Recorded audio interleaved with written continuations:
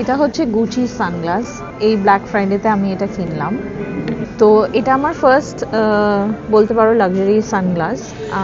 আমি এটা কেন ভিডিওটা বানাচ্ছি, কেন কিছুদিন আগে আমার একটা ভিডিওতে একজন জিজ্ঞাসা করেছে যে এই সানগ্লাসটা তোমার কি ব্র্যান্ডের। তো আমার চিরকালই সানগ্লাস হয় ওয়ালমার্টের হয়, নয় বার্লিংটনের হয়, বা মানে ইটস উইদিন $10 to $15। আমার সবসময় ওরকমই সানগ্লাস হয়। তো আমি খুব একটা কখনোই মানে হয়তো হিরে কিনতে পারি, কিন্তু সানগ্লাসের পেছনে খরচ করাটা আমি কখনোই করিনি। আমার সবসময় মনে হতো এত লাক্সারি মানে এত দাম দিয়ে সানগ্লাস কিনবো, দরকার নেই। তো আমার বোন কৌস্তব এরা মানে সবসময় আমাকে বলে কখনো নিজের পেছনে একটু করিস না। তো যাই হোক, এবার এই সানগ্লাসটা আমার অনেক দিনই মানে পছন্দ হয়েছে, দেখে খুব ভালো লেগেছে, বাট কিনতাম না। যাই হোক, এইবার ব্ল্যাক ফ্রাইডেতে কিনেছি।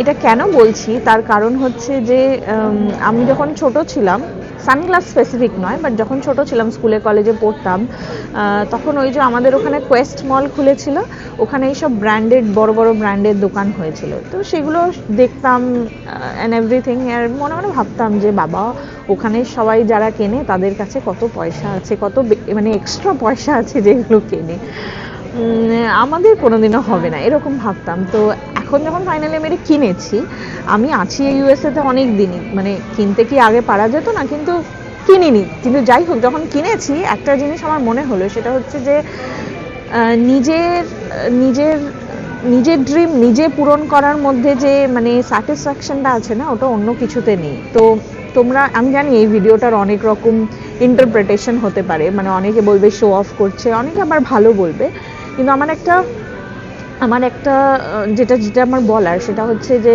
যদি এই ভিডিওটা থেকে একটুও পজিটিভ কিছু নিতে চাও, তাহলে আমি বলবো যে মানে তোমার যেটা শখ বা যেটা তোমার ড্রিম, সেটা ফুলফিল করার জন্য নিজে এফর্ট দাও।